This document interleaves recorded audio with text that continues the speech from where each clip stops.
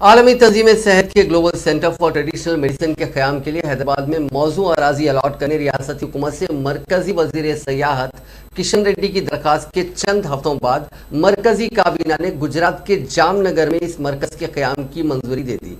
اس چونکا دینے والے فیصلے پر مرکز پر تلنگانہ کے عوام کی جانب سے تنقیدیں کی جا رہی ہیں۔ ان کا الزام ہے کہ مرکز مختلف پروجیکٹس کی منظوری میں تلنگانہ کے ساتھ سوتیلا سلوک کر رہا ہے۔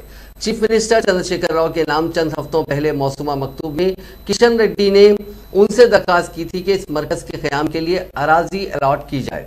اس کے جواب میں وزیر فائنانس ہریش راؤ کشن ریڈی کو موسومہ مکتوب میں کہا تھا کہ سیکریٹری وزارت آیوش نے تجویز پیش کی ہے کہ عالمی تنظیم صحت کا یہ مرکز Indian drugs and pharmaceuticals limited یعنی IDPL کی غیر مستعملہ اراضی پر قائم کیا جائے۔ ہریش راؤ نے کہا تھا کہ IDPL کی اراضی گرین زون کے تحت آتی ہے، جس کی وجہ سے اراضی اس مرکز کے قیام کے لیے موزوں نہیں ہے۔ تاہم ریاستی حکومت نے کہا تھا کہ وہ اس پروجیکٹ کے لیے موزوں مقام پر اراضی مفت فراہم کرے گی۔ ساتھ ہی ریاستی حکومت نے اس پروجیکٹ کے قیام کے لیے ریاستی حکومت کی ایجنسیوں سے درکار منظوری بھی حاصل کرنے کی حمایت کی تھی۔